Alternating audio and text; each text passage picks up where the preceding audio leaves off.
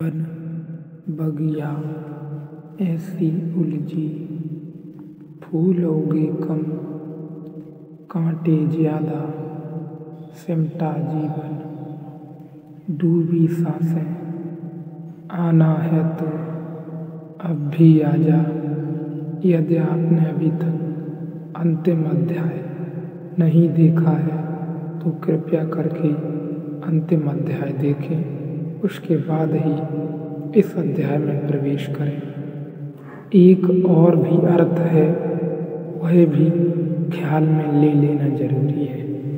साधारणतः अष्टावक्र के ऊपर जिन्होंने भी कुछ लिखा है उन्होंने दूसरा ही अर्थ किया है, इसलिए वह दूसरा अर्थ भी समझ लेना जरूरी है।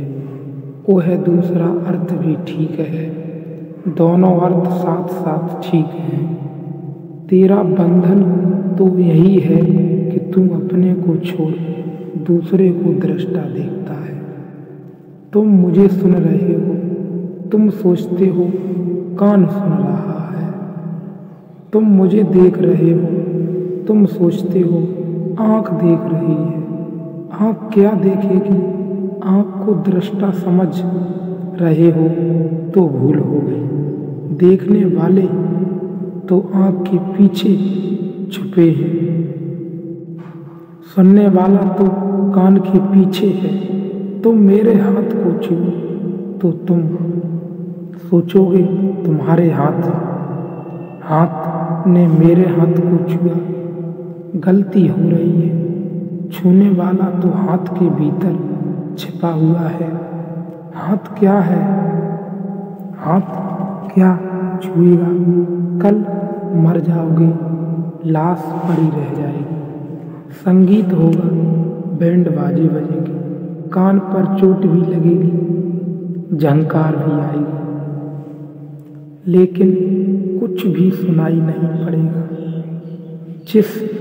जिसे सुनाई पड़ता था, जिसे दिखाई पड़ता था, जिसे स्पर्श होता था, स्वाद होता था, वह जा चुका है। इंद्रियां नहीं, अनुभव लाती। इंद्रियों के पीछे इंद्रियां नहीं अनुभव लाती। इंद्रियों के पीछे छिपा हुआ कोई तो दूसरा अर्थ इस सूत्र का है कि तुम अपने को ही दृष्टा जानना। शरीर को मत जान लेना, आँख को, कान को, इंद्रियों को मत जान लेना। भीतर की चेतना को ही दृष्टा जानना। मैं करता हूँ ऐसे अहंकार रूपी अत्यंत काले सर्प से दंशित हुआ तू। मैं करता नहीं हूँ ऐसे विश्वास रूपी अमृत को पीकर सुखी हो।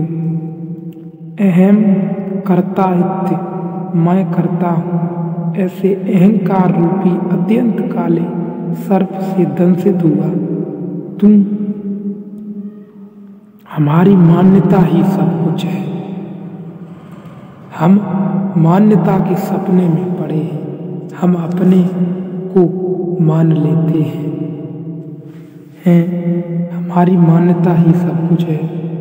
मान्यता के सपने में पड़े हैं हम अपने को मान लेते हैं, वही हो जाते हैं। यह बड़ी विचार की बात है। हम जो अपने को मान लेते हैं वही हो जाते हैं। तुमने अगर कभी किसी सम्मोहन विद को, हिप्नोटिस्ट को प्रयोग करते देखा हो तो तुम चौंकोगे। अगर वह किसी व्यक्ति को सम्मोहित करके कह देता है पुरुष को कि तुम स्त्री हो और फिर कहता है उठो चलो, तो वह आदमी स्त्री की तरह चलने लगता है। बहुत कठिन है स्त्री की तरह चलना, लेकिन उसके लिए खास तरह का शरीर का ढांचा चाहिए। स्त्री की तरह चलने में गर्भ की खाली जगह चाहिए पेट में, अन्यथा कोई स्त्री की तरह चल नहीं सकता, या बहुत अभ्यास करे तो चल सकता है। लेकिन कोई सम्मोहनविद किसी को सुला देता है बेहोशी में और कहता है, उठो, तुम स्त्री हो, पुरुष नहीं चलते, पुरुष नहीं चलो। वह स्त्री की तरह चलने लगता है। वह उसे प्याज पकड़ा देता है और कहता है, यह सेब है, नाश्ता कर लो। वह प्याज का नाश्ता कर लेता है और उससे पूछो कि कैसा स्वाद। वह कहता है, बड़ा स्वादिष्ट। उसे पता भी नहीं चलता कि यह प्याज है। उसे बास भी नहीं आती। सम्मोहन विधियों ने अनुभव किया है और अब तो यह वैज्ञानिक तथ्य है, इस पर बहुत प्रयोग हुए हैं। सम्मोहन में मूर्छित व्यक्ति के हाथ में उठाकर एक साधारण कंकड़ रख दो और कह दो, अंगारा रख दिया है। वह झटक कर फेंक देता है, चीख मारता है कि जल गया। इतने तक बात होती तो ठीक था, लेकिन हाथ पर फफूला आ जाता है। तुमने खबर सुनी होगी लोगों की कि जो आग पर चल लेते हैं, वह भी सम्मोहन की गहरी अवस्था है। अगर तुमने ऐसा मान लिया कि जल गया तो आग भी नहीं जलाती, मानने की बात है। अगर जरा भी संदेह रहा तो मुश्किल हो जाएगी,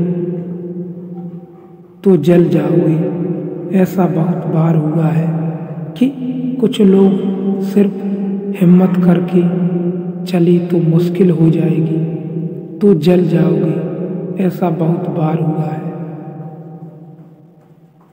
कुछ लोग हिम्मत करके चले गए कि जब इतने लोग चले रहे हैं तो हम चल लेंगे, लेकिन भीतर संदेह का बड़ा कीड़ा था और वे जल गए। डूबो आनंद में, जियो आनंद की धारा के साथ, बह जाओ सत्य के साथ। सत्य के साथ कोई कीमत चुकानी पड़े तो वो भी हंसते हंसते चुकाओ, लेकिन सत्य के साथ कोई समझौता नहीं।